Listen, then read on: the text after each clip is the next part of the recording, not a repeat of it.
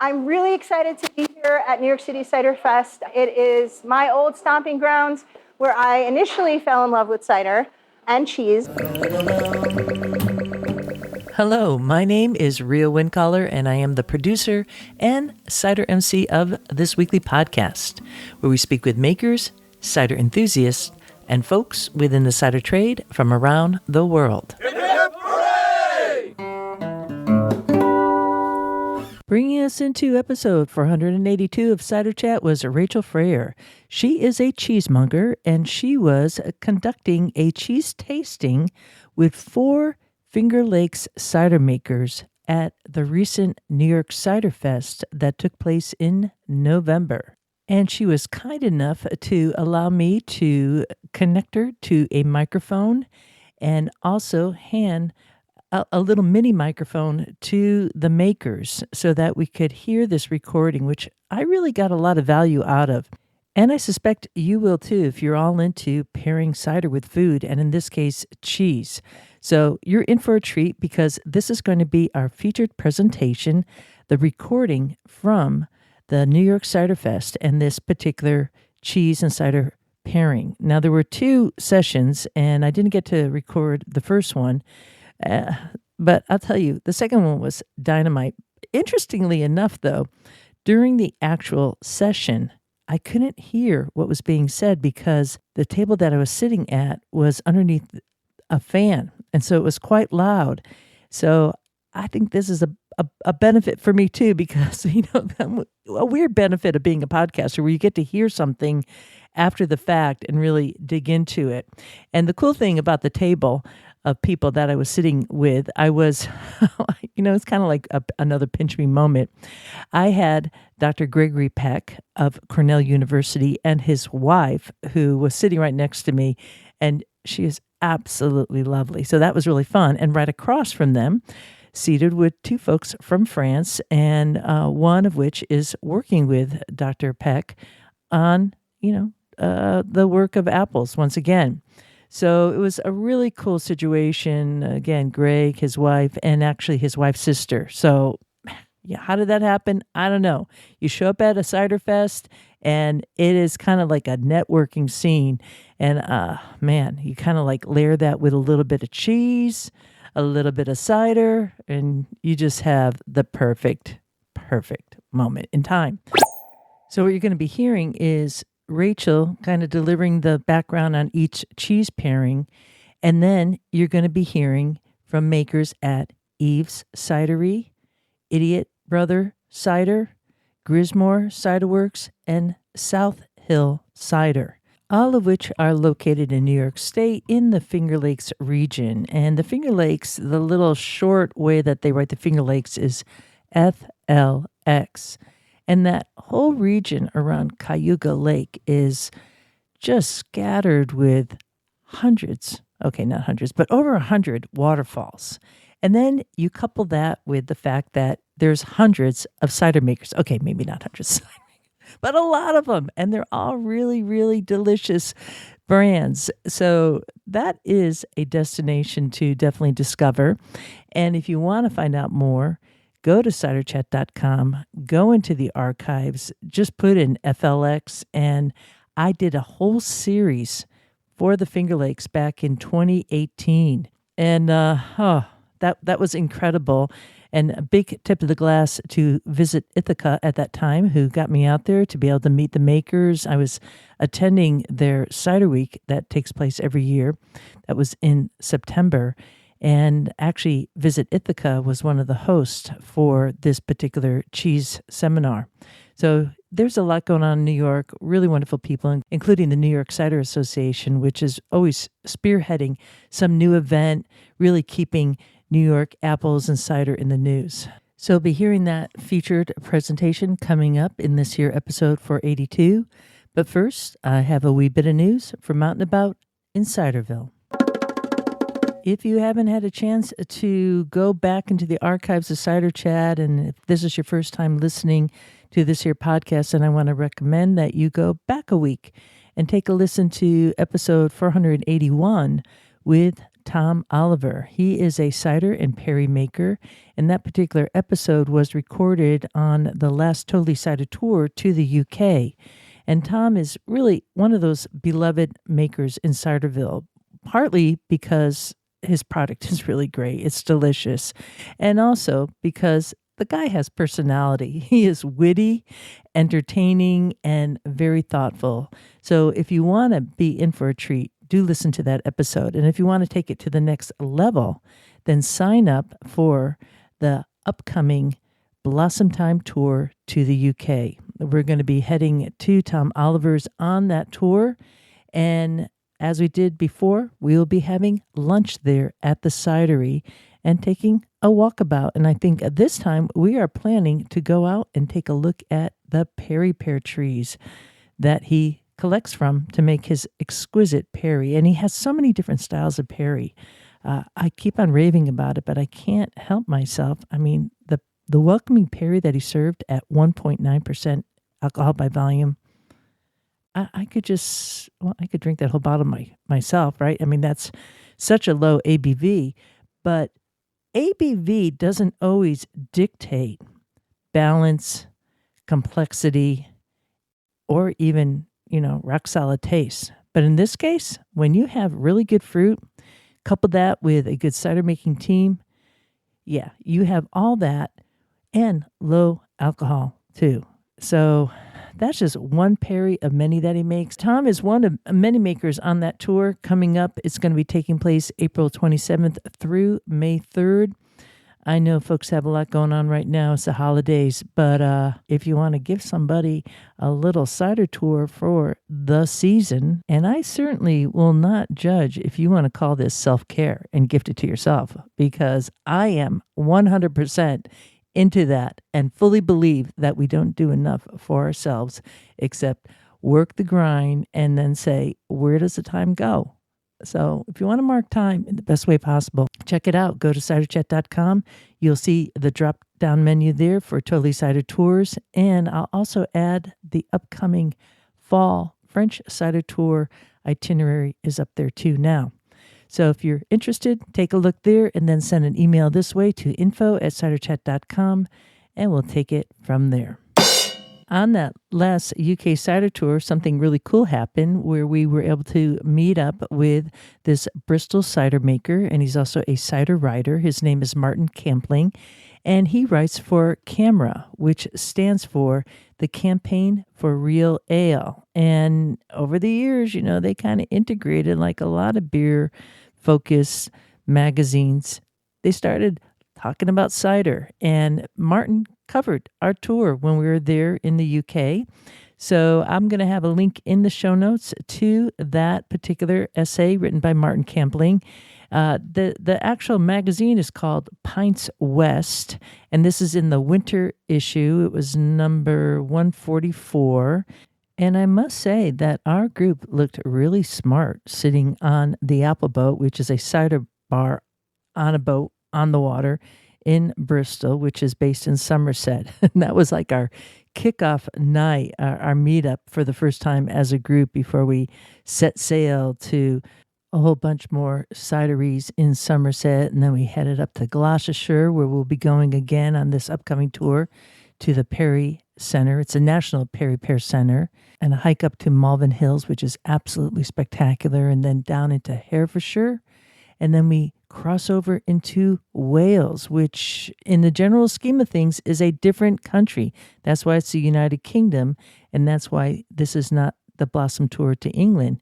It's the Blossom Tour to the UK, which covers all those regions and more. So once again, a big tip of the glass to CAMRA for covering our tour, and to Martin Campling, who's just the sweetest gent. And I'm hoping next time we meet up, Martin, we get to try a wee bit of your cider. Walking through the orchards. Cider Chat is in season 10, and we are inching our way up to 500 episodes, which means I've been doing this podcast since the fall of 2015. So really, actually, over 10 years I've been doing the podcast. And that's a lot of audio that has gone through my head since that time. I mean, we're talking hours and hours and hours of audio. And I remember, like all the folks I have interviewed over those years, I even remember many of the experiences, but I can't necessarily remember everything that I said. So I had a little chuckle this week when I heard from my friend in Denmark, Soon, who is both a fermenter at making vinegar and also cider. And what a cool community they have going on there in Denmark around cider. It is definitely a country to be watching. Well, he wrote to me and he had some kind of recall and was asking me if I remembered when I said this, where I was probably talking about cider making, and I said that when you're topping up a carboy, and carboy is like a 5-gallon glass vessel that a home cider maker primarily, not a commercial cider maker, because that'd be too small of a batch. And when we're transferring the fermented cider into a new vessel and racking off the lees, the yeast there, you might find that there's a little bit of a gap, or what we call headspace, at the top of the vessel. And you don't want to leave that so open, because that means that your cider is going to be, well, it's going to be hanging out with oxygen, and that will definitely oxidize your cider. And one of the effects could be kind of like a very cardboardy, stale taste to your cider, which is a total drag. So you want to top it off. And typically I would top it off with some cider that I made last year, kind of a neutral cider. Or I have also said, I guess if I don't have cider on hand, I guess I've said that you'd use Chardonnay, which makes sense. You could use like a neutral Chardonnay. But Soon also said, Rhea, you also mentioned pond water. And I don't know, maybe that was lost in translation, man. I don't know. If I said pond water, I was wrong. Or maybe I was drinking that night when I was doing that episode. I do not know. It must have been something on making cider. So that would be, I'm not sure what episode that is. But let me be clear right now and set the record straight that I do not think that pond water is a good idea to top off your carboy. Find something that is not going to have a lot of organisms in it, and it's just really neutral. You could also use some sweet cider, some fresh pressed apple juice, but you want to watch out there, because there's likely, unless it's like pasteurized, and even if it is pasteurized, I would boil it for a bit to kind of just really keep it neutral and clean, so it's not going to impact the cider, your main batch there. But pond water, no. So thanks again, Soon, for that letter. And it's always a reminder for me that I'm speaking to the world, and English is just one language out of so many. And if I am lost or astray, you do a good job of keeping me on the line. On that same topic of keeping me on the line, there's no one who does that better than my friends, the Talking Palms. And at the end of this featured presentation, which we are going to be rolling to next, we have a little announcement for you for our upcoming annual holiday special. So do stay tuned for that. We'll be telling you all about it after our featured presentation. Smelling all the blossoms, kicking up our feet. It's time now for our featured presentation. We're going to be hearing first from Cheesemonger Rachel Freier, who's going to be bringing us through this Finger Lakes Cider and Cheese pairing held at City Winery in New York City this past November during the New York Cider Fest. And a little side note here, you had your main ticket to attend the Cider Fest, but you could also add on to that ticket to attend the Cider and Cheese pairing. And there was limited seating as expected, but anyone who got a seat there was not disappointed. First, there was just copious amounts of cheese and crackers and really a delicious presentation, which you could see in the show notes. I have photos of that dish that we had with the cider and how they all set it up. I just love well-appointed settings. It just gets you in the groove to enjoy the bounty of cider and what's on your plate. And to bring it all together with someone like Rachel who knows her cheese.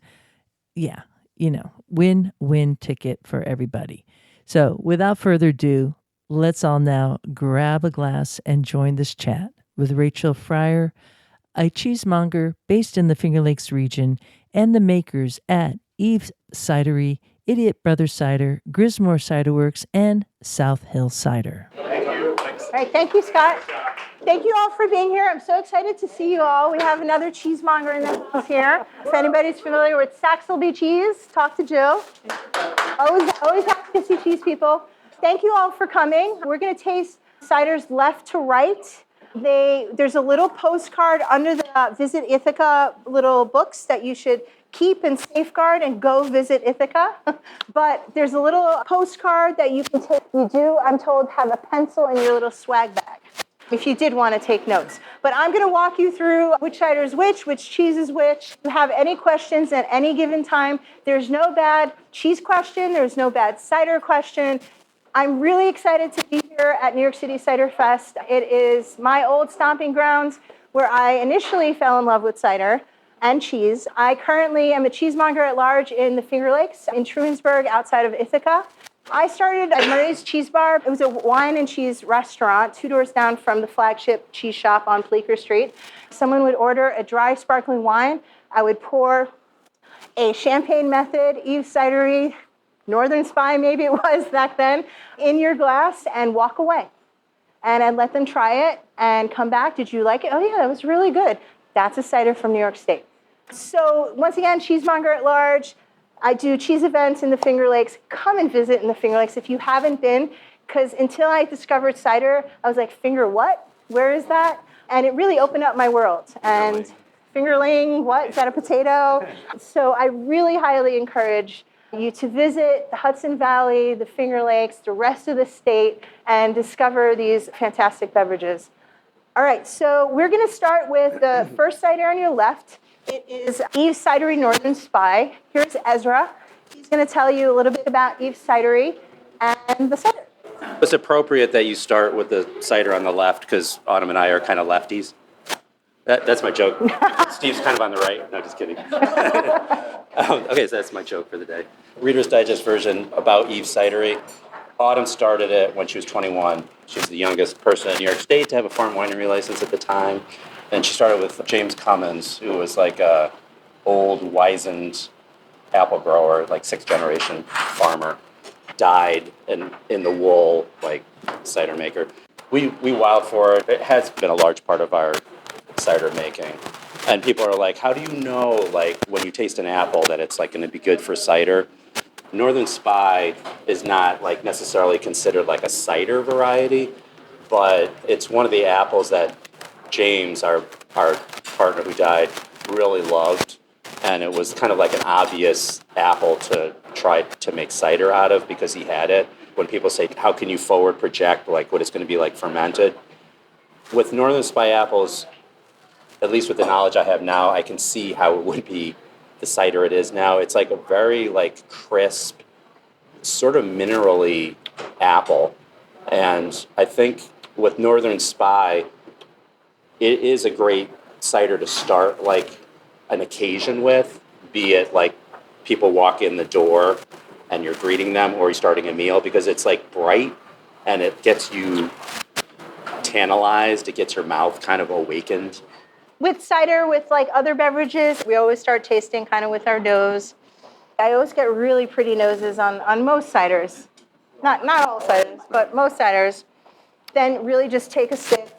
I like that it's dry. I like the acidity in it, which brings us to the first cheese. The first cheese is the white cheese, the kind of like crumbly white cheese on your plate that looks super soft. So that cheese is Humboldt Fog from Cypress Grove in California, in Humboldt County. As you can see with my t-shirt, it is an iconic cheese. It is an original American cheese. Mary Keene, who started Cypress Grove, has been playing around with goats since the 60s, but she seriously started to make goat cheese in the 80s. She is known as one of the godmothers of goat cheese in the United States. We had Allison Hooper from Vermont Creamery, we had Mary Keene from Cypress Grove, and we had Judith Shad from Caprio. All besties, all women in cheese, who literally brought goat cheese to our menus. Today we go into every supermarket, some even delis, and there's a form of goat cheese, crumbly goat cheese that you can buy in every shape and form. In the 90s, in the early 90s, do you remember when we started seeing salads with crumbled goat cheese? That is because of Mary Keene, Allison Hooper, and Judith Shad. They fell in love with goats, so they came back and said, how do we bring this magical ingredient to this market that the chefs were always looking for ingredients on their menus, and spoke to some local chefs, and they're like, yes, I absolutely will use that cheese on our menus.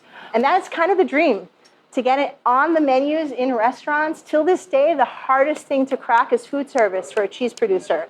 And that revolutionized the way we eat in this country. Literally, there's goat cheese everywhere because of these three women on a national level. So Mary Keene, the OG of goat cheese, she today is retired. A French company bought the creamery. She's very much still kind of involved. And I have to say, the quality of the cheese today stands true. So it is a soft, bloomy rind goat cheese. The white mold around it's an edible mold. It breaks down the cheese from the outside in. Hence, you'll see the double texture, which is a soft yellow, kind of like squidgy part close to the rind, which that's a whole other flavor profile, whole other texture. And then you have that beautiful ash line, which is the black little line, which is made from vegetable ash, an entire beautiful style that is reminiscent of the Loire Valley in France. The style of this cheese is just fresh and tart and closer to the rind. It gets a little bit more intense. You get a little bit more kind of like almost like a nuttiness, spiciness, almost like a little nod to a blue from that kind of geotrichum wrinkly rind. So this cheese for me, because it has like a couple of different flavors going on, we're going to do a back-to-back of 2 ciders and see how they work. Bubbles is a natural kind of palate cleanser with creamy cheeses that you eat that stick to the roof of your mouth like peanut butter. So we have the bubbles here cleansing that palate. You have that beautiful acidity that's really just cleansing. It's very pleasant. It's very nice, kind of gets your palate ready for the next bite. The next cider that we're going to try with this same cheese, we have Rob here, and it is the Gnarly branch. I'm Robert from Idiot Brothers Cidery. It's a cool cidery. We're in the Finger Lakes. Pleasure working there. You heard the name correctly. Idiot Brothers Cider. We don't like to take ourselves too seriously, but formerly trained in wine, one of the things that I love most about the wine world is a charcuterie board. And one of the best days of my life was me and Rachel, who introduced me to Humboldt Fog, because that is now one of my favorite cheeses in the entire world. What do we think about the current pairing with the Humboldt Fog and the Northern Spy? Pretty good, pretty good. Let's take a sip of the rosé, the Gnarly Branch rosé. That's going to be the one with just a little bit of a pink hue. Second one, yeah. On there. From the left, second from the left, guys. So this one's really cool. As Rachel was introducing me before, we're kind of new worlds, but I'm also a little bit old world down to my core. So we're taking an old world grape variety, Cab Franc, what the Finger Lakes are really known for, Cab Franc. Sheldrake makes a really nice, I'd say like they're about to take off, be famous for the rosé Cab Franc that they make. They're generous enough to give us their grape skins afterwards. And we use those grape skins, which still have some pigmentation, a bunch of tannins left over, and we do a co-fermentation. So we'll sterilize our juice, and we'll let the grape skins take over after that. And that lets us kind of lean into the world of like rosé wines. We're also using Northern Spy. Ironically enough, this wasn't planned, but one of the bases of this. And I did not know that. Right? Did not know that. One of the bases is actually Northern Spy. We're also using chestnut crab apples too. So who's had a crab apple before? Bite into it, spit it out, right? Very acidic. But we like it though because it adds more complexity to the glass. We collect our apples, what we call feral fruit. So we'll take a previously commercial orchard. The fruits are looking gnarly, so that's where we get the name from. Gnarly Branch Rosé. So we want trees that are old, standard trees, which in the cider world, that means like a full-grown tree. We're talking like 50 feet up in the air. My brother and I, the idiot of the company, we have to go up there, we have to climb, and we have to bring them down. So I think maybe the difference between my Northern Spies and somebody else's is mine are a little bit more tart, more acid, and a little bit more tannic. Because as a tree tries to protect its fruit from branch rub and insects, it'll get like a thick skin. The apples protect itself from branch rub and all that, but that lends complexity in the glass. It also makes it ageable, adds some tannins. The acid level, I think, is high enough to stand up with the two really fatty, the sheep's milk cheese, which, by the way, Rachel gave you guys great portions on your cheese, by the way. You got to say thank you to that. It's all City Winery. I had nothing to do with it. Dude, honestly. that's awesome. Yeah. The Petite Basse and the Humble Fog, both very fatty cheeses, I think plays well with the acid levels that at Idiot Brothers we have in our Gnarly Branch Rosé. Awesome. Yeah, This has almost like a quince quality to it. I know what you're saying about that. Absolutely, yeah. It's like the savory note. There's a really unique bouquet on this cider when you smell it. It's almost like honeysuckle, or like there's something floral. Did I mention all the wine that's grown in the Finger Lakes? Wine, cider. I'm just saying, guys, come and visit. We're trying to take it over. We're really elevating it. Right now, like the big boys in the Finger Lakes are so welcoming. It's been a really uplifting time to be a young cidery or a young winery in the Finger Lakes, and in New York especially. We compare it a lot to Napa Valley in the 70s, where like you could still buy land and the big dogs and the big investors from around the world haven't really moved in yet. So we're living in a good time to be New Yorkers, drinking cider and eating cheese. Oh, he's going straight for the real estate talk here. Yeah, so I really like the two different styles of this cider co-ferment, because goat cheese like this is fantastic with the Northern Spy, Eve Cidery, that style of dry and crisp and sparkling champagne method. But also the honeysuckle in this is like goat cheese and honey. There's nothing better. Well, gorgonzola and honey, but sorry, back to goat cheese. Also, you can enjoy this style of goat cheese with a lighter style red. And Cab Franc, like certain types of Cab Franc, I would definitely enjoy with a goat cheese of this style. So when I tried this cider, I'm like, oh, there's a little nod to that there, maybe like more of the Pyrazine style, and that's what's throwing me off into like this almost like savory quince note as well. And rosé and goat cheese, let's just pretend we're still in summer for like 5 minutes. You know, I know we're way into fall, but I think I really enjoy both of these pairings in almost equal ways. They're both very interesting to me. Fantastic. Enjoy it. Yeah. Save a little bit of the rosé, and we do have more if you need some, because we're going to try it also with the Petite Basque, the next cheese. We're going to go on to the third cider. Grissamore, Kingston Black. Yes, Simon, tell us a little bit about your farm, your cider. My farm was started by my grandfather and his great-grandfather. So it puts us around like 5th generation at the moment. It's a U-pick fruit and vegetable farm, mostly U-pick fruit. He was looking to diversify the farm by, finding fruits in the beginning of the season all the way to apples in the end of the season. In around 2012, 2013, I was at an event with Eric Schatt, and he looked at me. He's like, "Simon, what are you doing? You need to make cider. You're already growing apples." So we started planting cider fruit and applied for our license. We finally got in 2015. So we're at 10 years now, and we planted a couple rows of Kingston Black, probably against the advice of most apple growers. But I really enjoy growing Kingston Black. I like growing them and pruning them, especially. Like, they have a very distinct look to the tree. It's really fun to grow. Can you tell us a little bit more about like what is Kingston Black, what kind of apple it is? And also both Ezra and Steve grow Kingston Black as well. Yeah. Most people are like, "Don't." You guys want to tell us a little about this king of the apples? I think that it's actually Ian Merwin who's like, "Don't do this, Simon." But I really enjoy this. It's horrible when you press it. It tastes like you don't want to drink this. But then it like transforms over the course of a year. This particular vintage is barrel aged, but it changes over the course of the year in the barrel. And then by the time you bottle it, okay, it's starting to get drinkable, like starting to get there. But then you let it sit in the bottle, it really, really shines after a couple of years.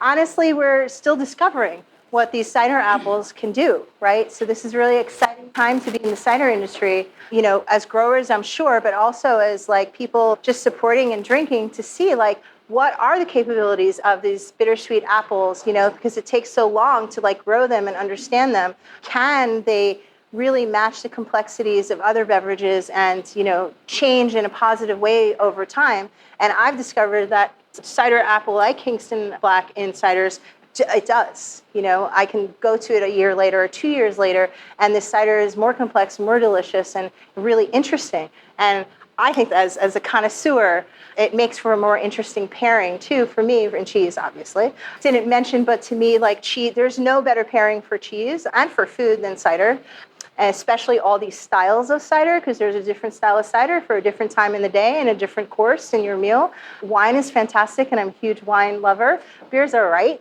but like there's no better pairing than cider and food. It really does elevate food and work so perfectly with it.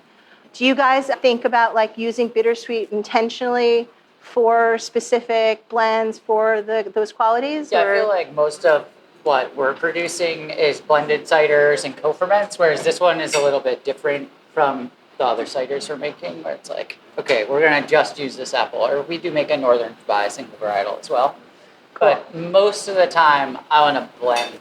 And I think you can produce a nicer cider generally with a blended, a blend of multiple varieties. Yeah, absolutely. This really stands out. Yeah, absolutely. And yeah, we are definitely, enjoying, we're geeking out here. We're completely nerding out because we're drinking single varietal ciders. So like that's a very special thing. We're going to try the bright orange with the bright orange cider, but we're also going to try it with the Petite Basque. So once again, this is like not a traditional pairing. The bright orange cheese is Harvest Moon from Five Spoke Creamery. Five Spoke Creamery is in Goshen, New York. They started in, I think, 2007. Fully sustainable farm. They have 100% solar energy. Their thing, Five Spoke, is bicycle for great energy, and lowering your carbon footprint. They believe in grass-fed milk. This is a raw milk cheese. So it is modeled after one of the greats in cheese, another iconic cheese from Normandy called Mimolette. So Mimolette, if you see it in its full form, it looks like a cannonball. It is colored by annatto. Long historical story, why they color their cheese. But so every once in a while, the FDA, I'm going to go there. The FDA will not allow Mimolette into our country because there's a famous story about cheese mites on the rinds. So cheese mites are natural phenomenon of natural aging of cheese in all cheese caves, in all cheese production, almost all cheese production.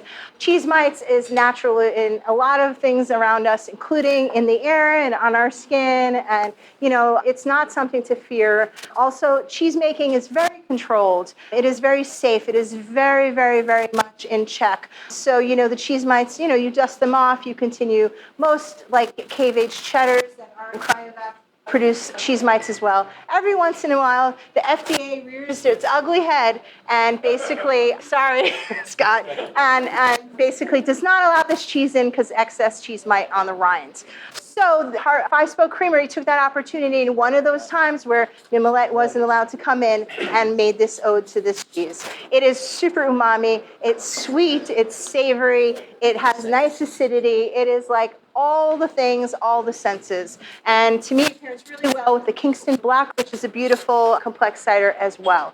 Save a little bite of that also for the Chisel Jersey, which we're going to try next. So all the sheep's milk cheese that are phenomenally appreciated from France and Spain are from the Basque Country. It is, to me, one of the most delicious and approachable cheeses. It is buttery, it is sweet, it is nutty, really phenomenal. I'm going to encourage you to try it with both Grissamore and that little bit of rosé cider that hopefully you tried from Idiot Brothers. But I'm not going to delay and let Steve tell us about the Chisel Jersey that we are absolutely going to pair with the Harvest Moon. Thanks, Rachel. My name's Steve Seelan from South Hill Cider in Ithaca, New York. And this cider is Chisel Jersey, which is the name of the variety. So the first one we had was Northern Spy. That's a single variety. The Kingston Black was also a single variety, and the Chisel Jersey is a single variety. So I'm just pointing out those three ciders. All of what's in each of those is just one single variety. Just like with wine, Pinot Noir is made from Pinot Noir grapes. Chardonnay is made from Chardonnay grapes. These are single variety ciders. And the variety you're getting there is primarily from the varieties. Like we each have different stylistic techniques. Ours is made in a style called keeving, which is this French method, which if you want to go down a rabbit hole, just Google it. And what it allows you to do is make a cider that is a pet nat cider, so it has naturally sparkling bubbles, but it naturally stops fermenting in the bottle before all the sugar is consumed. And it's something that's, to me, it's a very elegant process because it requires time and attention and skills and not a lot of equipment and machinery. And it creates flavors that you can't get in any other way. And we're at the point, Rachel mentioned it, how like we're planting these varieties, we're figuring out how things work. We're kind of where California was in winemaking in the early 1900s, when they were like importing a bunch of grape varieties, trying to figure out what worked there, trying to make them work right, and figuring out how to work with each variety. And this is an example where the Kieved cider that I made here, if I were to make that in the style of that Northern Spy, I don't find it that interesting. But when it's made in this method, it really works well, and vice versa. I wouldn't treat a Northern Spy like I treated this Chisel Jersey. So we're figuring out how to work with varieties in a way that really helps them show best what they do. I'd also point out geographically where we're at. Simon's about 20 miles north, Ezra's about 20 miles south, and you're about 15 miles northwest. So we're all in a very small area. So this is a plug for coming to visit Ithaca. If you do like this stuff, I mean, the four of us are making cider, and there's at least twice as many, if not 3 times as many, cideries in this area that are focusing on growing interesting apples to make interesting ciders. Rachel was instrumental in getting our cheese program off the ground when we first started, when she moved up there. So thank you again for everything you're doing with cheese in the Finger Lakes. Give Rachel a huge hand for Oh, no, guys, no. Give these guys a huge hand. Find the contact info for Rachel and all the makers that presented during the Cider and Cheese pairing at New York Cider Fest at ciderchat.com, episode 482. On next week's episode, we have a very special edition of Cider Chat. It's, well, essentially, I would say it's our gift to you. Our gift to everyone in Ciderville. Or perhaps it's our gift to not only Ciderville, but Perryville. That's right, Perry Pear. Everybody could enjoy this special holiday rendition of Cider Chat. It's going to be titled The Talking Palms Grand Winter Party. Yeah, I think the Grand Winter Party really makes a lot of sense. I mean, last year we called it the night before the holiday pressing, but truthfully, you have this Grand Winter Party every year and kind of the same characters always show up. So why don't we just do a replay and get on with the celebration? But nothing scary. No, Medlars. There's nothing scary. There's nothing scary in Ciderville or Perryville for that matter. Indeed, Rhea, indeed. So just to fill in the dots here, do know that Cider Chat will be rolling out on December 24th, and this is an episode that the whole family can enjoy, and it will be ad-free. Yeah, but we don't know what some other of the platforms might do. They might try to squeeze in some ads when we're not looking. That happens sometimes. True that, but we're doing the best we can. We just know that we are presenting an episode that's going to be ad-free, and that's about all we could do in Ciderville. And from there, well, it depends on where you listen to it. Maybe you'll get an ad, maybe you won't. I don't know. But on this end, if you go to ciderchat.com, it should be ad-free.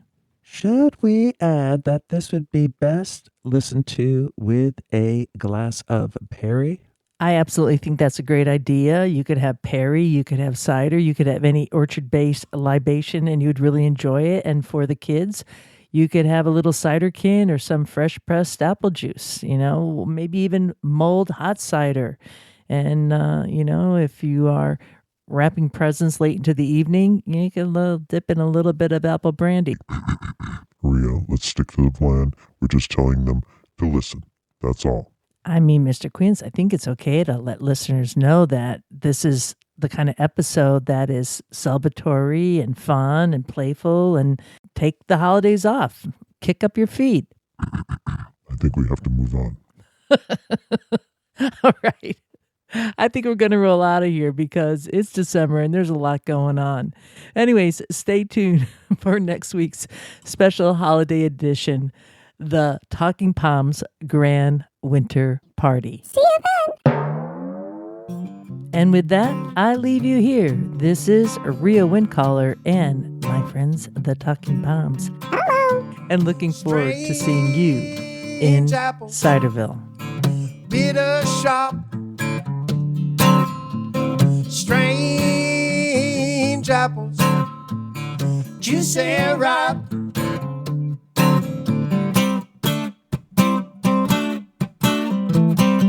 Bop, bop, bop, ba-da-doo-doo-da, bop, bop, bop. Ba-da-dum-doo-doo-dum. Who wants a tannenbaum? I want a tannenbaum. Who wants to pull them down? I'm gonna pull them down. Hey, hey, hey, apples, bittersweet. Strange apples hanging high. Got them strange apples.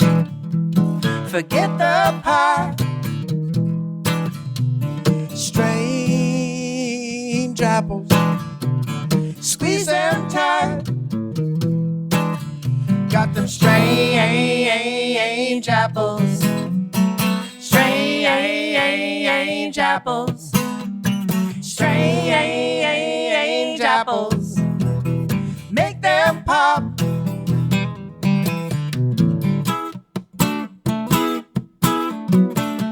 Pop, pop, pop. Ba-dum-doo-doo-da. Pop, pop, pop. Ba-dum-doo-doo-da. Who wants a tannenbaum? I want a tannenbaum. Who wants to pull them down? I'm gonna pull them down. Hey, hey, hey, hey, hey, apples. Come and see. Plenty strange apples for you and me. Strange apples. Strange apples. Strange apples. Make them pop. Pop, pop, pop. Ba-da-doo-doo-da. Pop,